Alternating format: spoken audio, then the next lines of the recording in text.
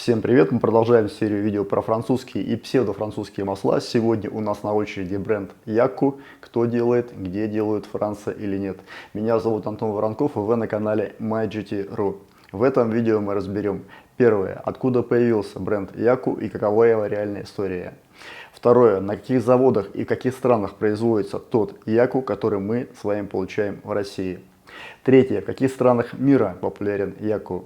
Четвертое, стоит ли бренд Yaku своих денег. И пятое, бонусное, есть ли бренд Yaku в Японии и как к нему относятся сами японцы.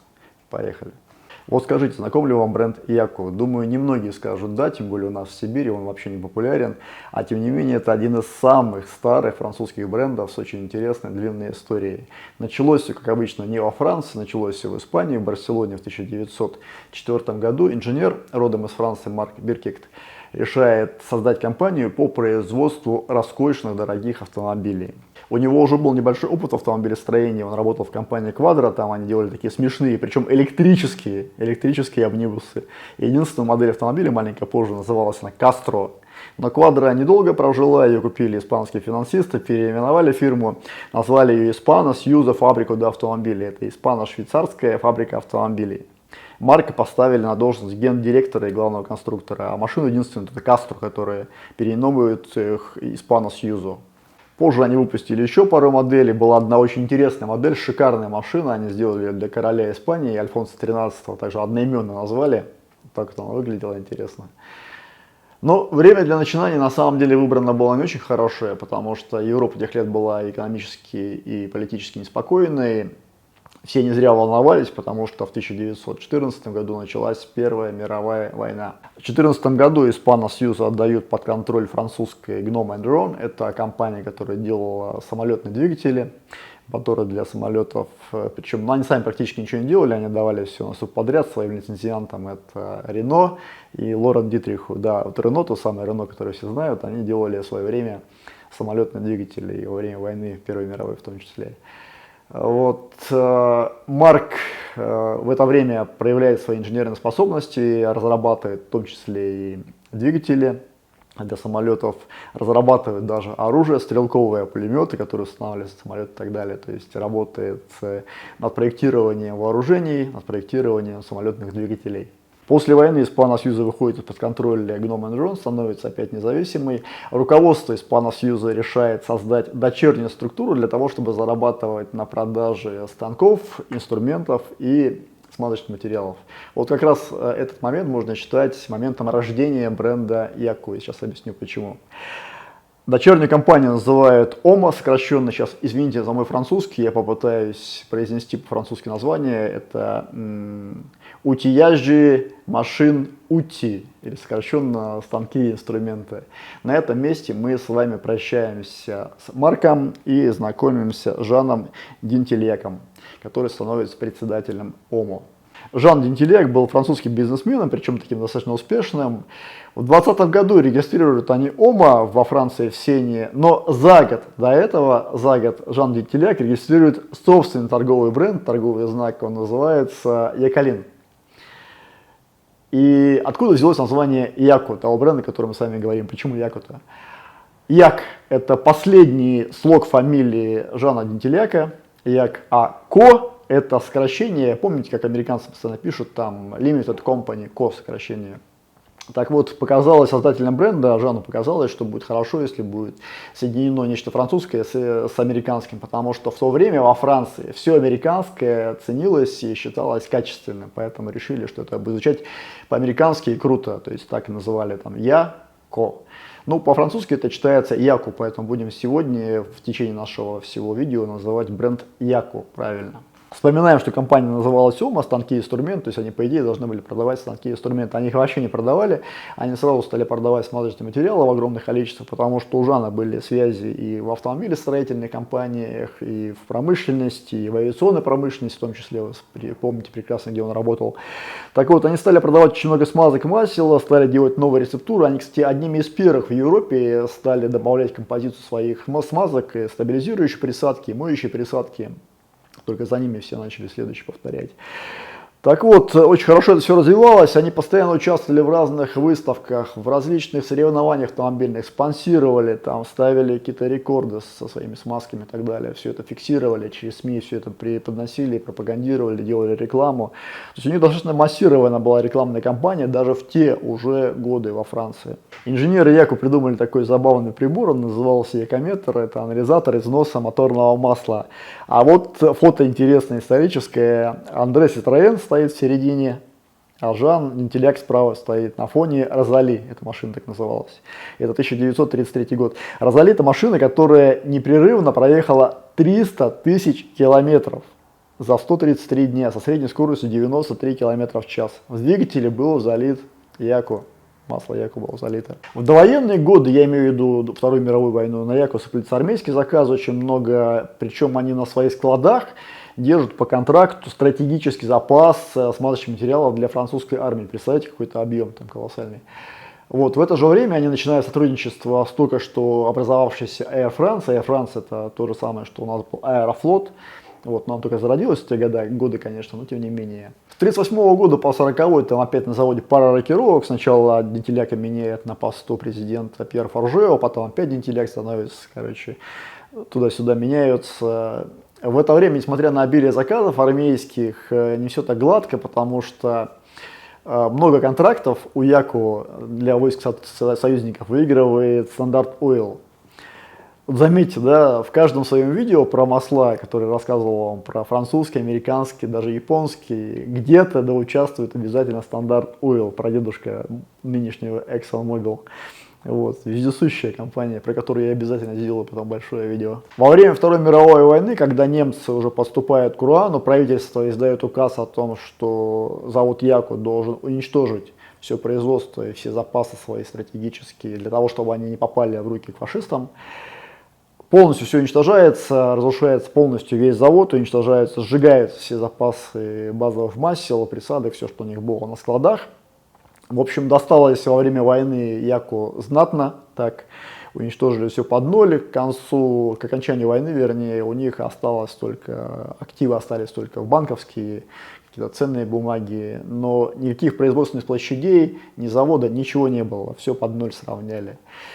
Оклемались они еле-еле послевоенные годы, и все благодаря тому, что были хорошие связи у них с авиационной промышленностью, с промышленностью в принципе, с автомобилестроением и так далее, иначе бы они не выжили точно. В 1944 году все очень-очень плохо, Жана просит уйти из совета директоров, того человека, который на себе по факту тащил весь завод, все предприятие, вообще в принципе весь бренд Яку. Вместо него Андре Марселен становится на его пост, а гендиректором ставят Мариуса Дасте. В 60-х годах все опять кардинально меняется, за руль становится Пьер Рикар. Он, кстати, участвовал в сопротивлении французскому во время войны Второй мировой.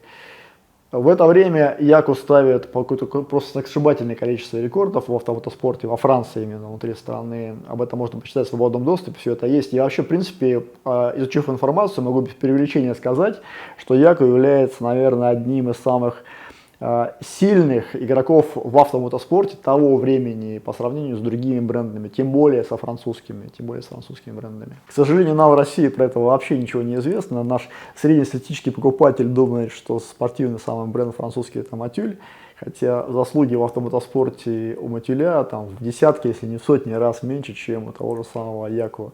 А Яку воспринимают в России как какой-то неизвестный, вообще непонятный бренд. А на самом деле у него история в автомотоспорте, она очень-очень-очень существенная и интересная по сравнению с Мотюлем, у которого вот такая вот история в автомотоспорте тех лет. Вот, в 90-е годы Яку участвует в соревнованиях совместно с Audi Mercedes. И, в принципе, за все время, когда Яку работала с командами, с спортивными автомобильными, они поставили 522 рекорда за все время. Представляете, во Франции, внутри страны, 522 рекорда разных. Второе. На каких заводах, в каких странах производится тот Яку, который мы с вами покупаем в России? На упаковке указан адрес Vie Henri Saint-Clair-de-Ville. Вот это здание, так вот оно выглядит. На самом деле это не производственное здание, это административное здание, там они ничего не производят.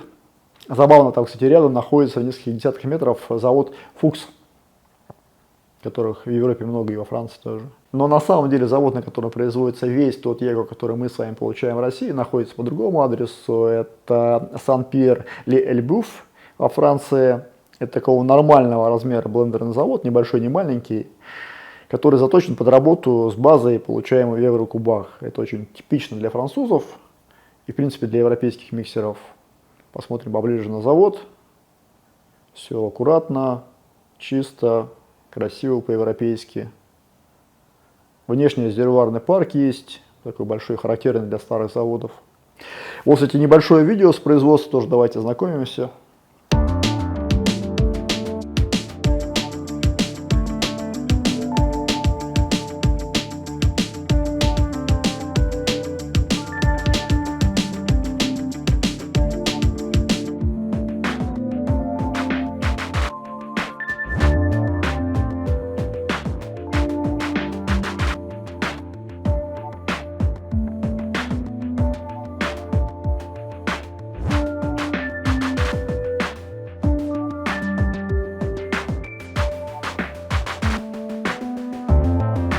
Яку и Total, что их связывает? В 1992 году группа компаний Total покупает Яку со всеми его активами.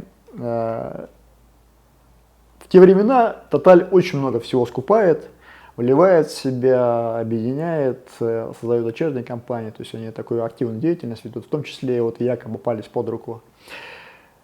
Яку была под контролем Total 10 лет. Действительно, в течение этих 10 лет Яку пользовались базовыми маслами группы компаний Total, которые они им поставляли присадки, которые проходили через структуру Total, попадали на завод Яку.